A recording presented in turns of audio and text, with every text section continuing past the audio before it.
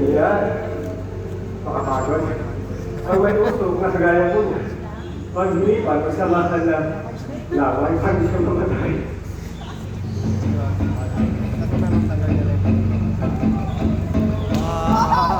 Ayan.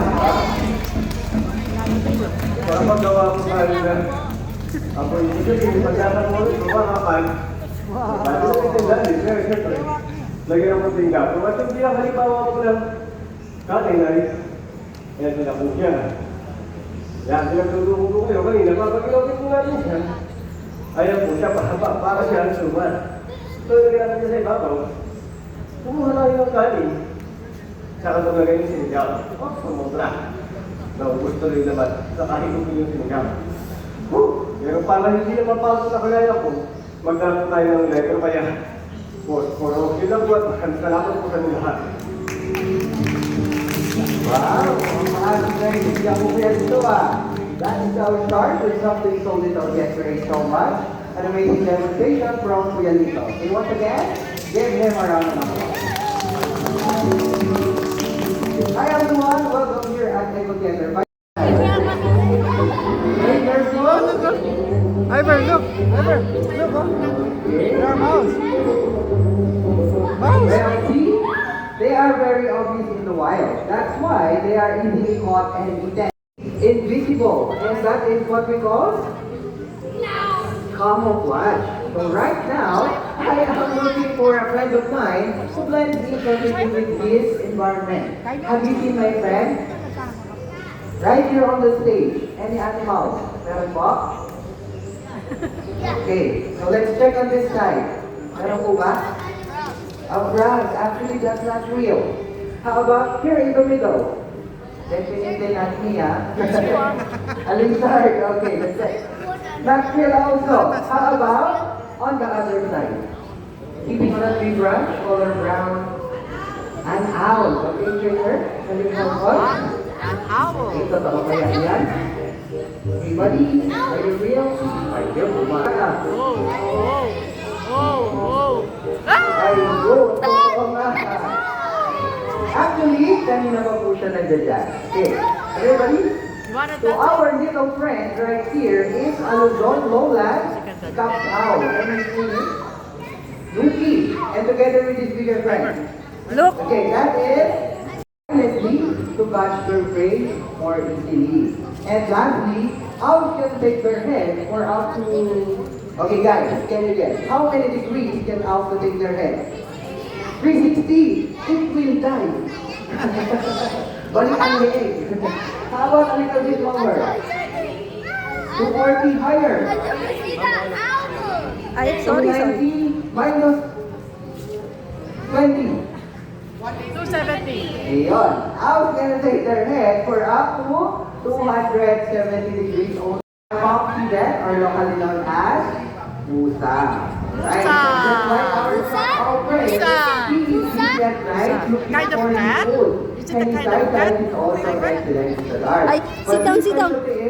He's very sensitive You're not allowed to stand sense up. of smell. Okay, to prove it, we're going to play a little game.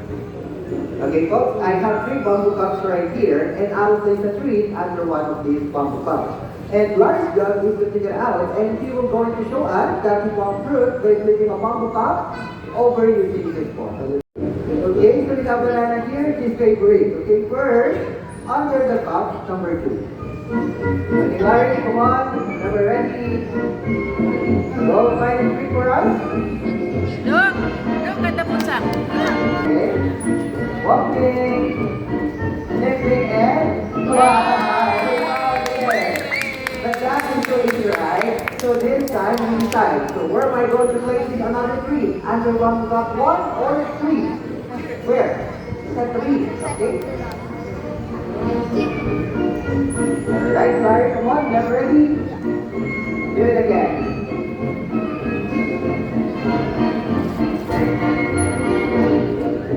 Alright.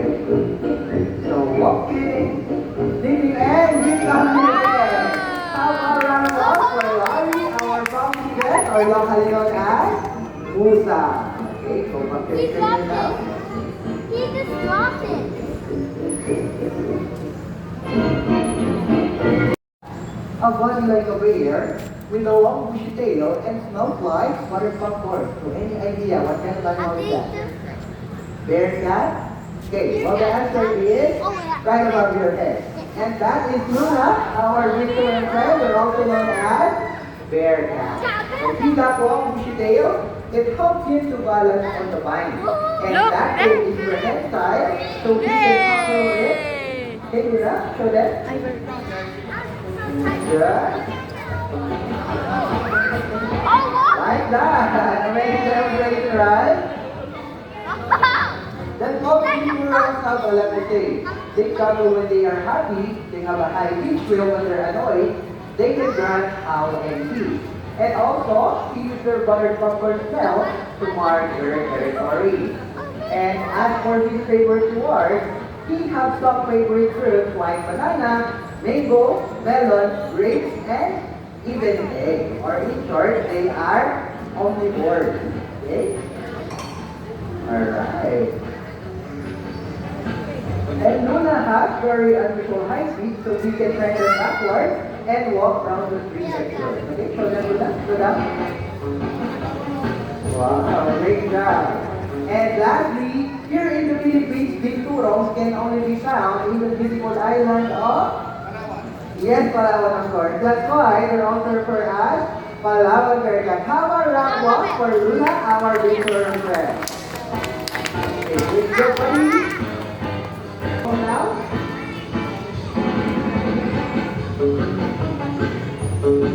There you go. So everyone, let's say bye to Luna. Bye, Luna. Bye, Luna. Alright. There you go. So this world is to, and that is one to our giant fruit bat. Well, I say giant because he is one of the largest bats in the world. When he is full grown, he can reach a wingspan of 5 feet long. Sorry about that? Wow, more that? Wow, amazing, right? And Darwin has 5 toes on each foot. 4 fingers on those delicate fingers, and his tongue sticks out so he can move along the branches. But everybody is wondering why this bat hang upside down. Bakit po kaya sila nakabaliktad? Bakit po? Okay, to sleep? Ano pa po? Trick lang po nila. Ay, when it comes to mga prison, so everybody, I want you to raise your hand and close it really tight. Just like this. Yung mahigpit po. Yan. See how much energy it takes to do that? Now, I want you to relax. Okay, what happened? Your hand opens, right? Well, the bat claws work the opposite. When they are relaxed, their claws are low. So when they have a branch, they are more comfortable. And the other reason is their legs are so thin and so small. And if that decides to walk on or take up the ground, just like a bird. So what you need to do is, he needs to climb up to a higher place. It's the mountain. Wow. Alright. And when you climb up, you actually fall into fly. Okay, all around Paco, show them what you got. And that is now a got high. Come on around the block for Paco, our giant bird bat. Okay, thank you guys. Okay, so guys, you want more? Noi Noi. Okay guys, what kind of bird is Noi? Tukan? Ano ba? Wala ka? Manok na pula. Ay, Noi Noi is a northern rufous Caribbean. Or in Tagalog, sila po yung sinatawag natin na kalaw. Okay, see that big thing sitting at the top of his beak? That is what we call a jam. We believe that it acts like a vibrating sensor for its walker. And hornbills are quite savvy. They're both trained from a deep moving sound to brains like a donkey, toot, bellows, and tackle. And I know it's hard to see, but take a look. Hornbills have eyelashes na rin sa mata. Wow, sana all. And Noi Noi is combination of insects and other smaller animals. And he's big and quite heavy, he can walk loose from trees, just like our fingers, and Noi Noi will show it how. Okay. So we have banana and grapes. Can you write what's your favorite fruit? melon. Oh, great now, sir. And it's good enough that he can catch fruit in mid-air just like this. Alright? Wow. Okay, this side. Come here, Ate. Come here. The other I want to Noy just like what I did. I am talking to Noy. That's the first. Wow! And that is Noy, our northern beautiful colony. Thanks, Ate. Alright. Okay. So the next animal that I will introduce. Actually, we have an example here in the stage. Yeah, ito po siya. Ayan. Ito po. And specifically, he is a Burmese python. One of the largest snakes in the world. They can grow up to 6 meters long and weigh up to 75 kilograms. But you don't have to worry because pythons are not venomous and not aggressive, hindi naman po sila makamansa. And if you find one under your feet, hey, just leave it alone. So you may get out of your way and leave it as you can. Nakita na po? Python boa. Hindi. So guys, are you ready to meet my friend? Ayun, wala na sumasagot. Natakot na yata lahat. Are you ready to meet my friend? Then I want you to meet Dennis, our Burmese python. Kaya they lang about student. Wala yan? Wala. Ano ba? Oh, there. Here. Okay. Okay, guys. Okay, so everyone, can you see Dennis stop? Hindi naman hindi ko mga bigyan ng mga snake. Yes, malaman ko ba? They keep sticking their tongue out because they're smelling the air with it. Try it sometime. Ang hirap, diba? And snake doesn't have eyelids. Or wala sila taluka. Which means their eyes are always open even when they are sleeping. Like if you expect with a cut scale called spectacle, just like goggles and contact lenses. And see the beautiful pattern on the skin is helping the brain stay perfectly in this environment, just like a tree branch over here. Again, camouflage. Okay. Some people think snakes are slippery and slimy. Are they? Slippery time ba yung mga snakes? No, yes, halo-halo. Okay. Who says slippery and slimy? Raise your hand. Me. Or, how about smooth and dry ang mga snakes? Me. I like it. 11. Galing. How about the others? I don't know. No idea. I don't like. Sige, to find the right answer, partner. Volunteer for tayo. Okay, sorry Kuya, but this time we need an adult female. Yeah, later. Stay for adult female. Later. Alright, so before we start, may mga questions muna ako sa'yo. Ano ba? Hindi ko siya laruan mo. Okay, so first is, what is your name? Ma'am Jerry. And who's with you today? Sino ka kasama?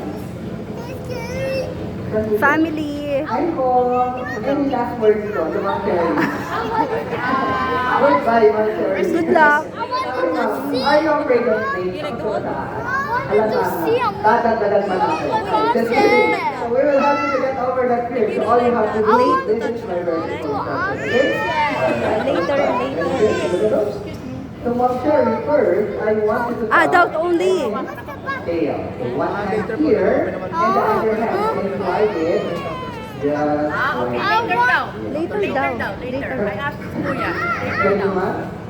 Ayun. One more time. Ayun. Okay, level 2. Here, dito tayo. Then Ma'am Cherry, second, to fill down this body from here, down to the nail.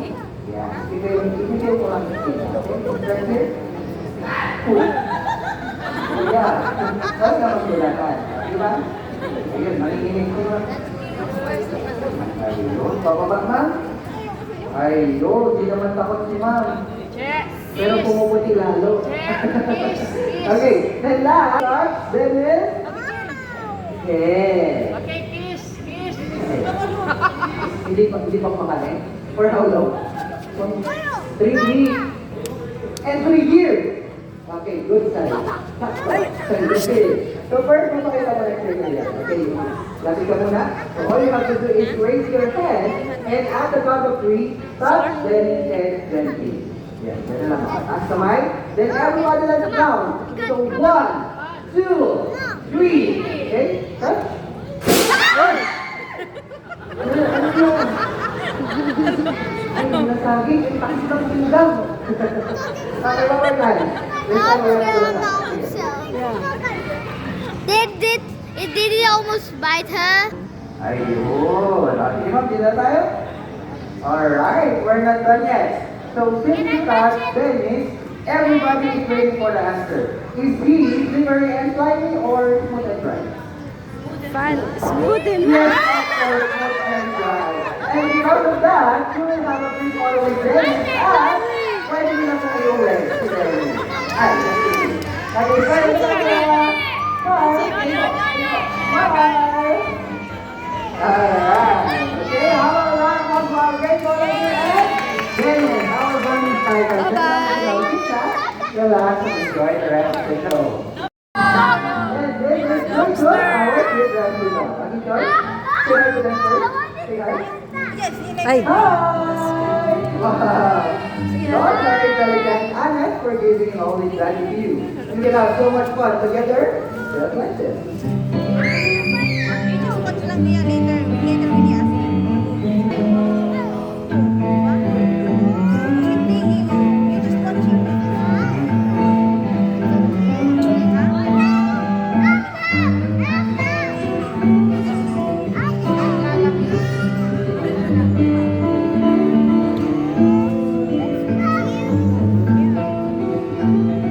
Wanna touch it? Wanna touch it? I wanted to go on No. this day. Look, the dog will bite you. Bite. Jumping.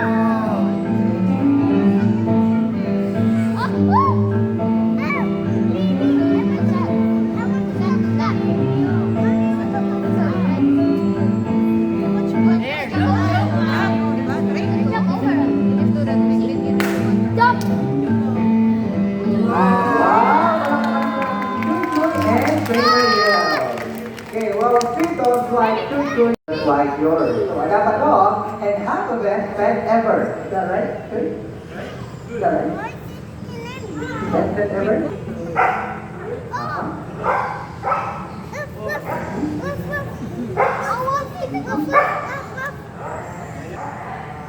Yun, apa?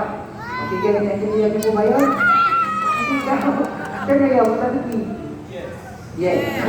Yes, tataw. Kaya na lang. How about our goodbye for you? Say bye to them. Bye! Okay, how about round one to our cute rescue dog? Joy. Give them your Oh, one it's another for snake. yourself. Because they are all jumping on. One more time, palakpakan ko lang. Okay, folks, before you go, we would like to try and experience our flight in lifetime. Wherein we have a chance to meet our lovers and have a close for encounter with our ball python, eagle owl, and parrot. It's Also, for we one offer free month, cups in person for bill. And if you want to avail, just approach our friendly part-time right there. On behalf of our animal friends and trainers, I would like to say thank you for joining us today. And we hope you enjoy the show and have a wonderful day. On the year, I always say that thank you. Goodbye, everyone. Bye.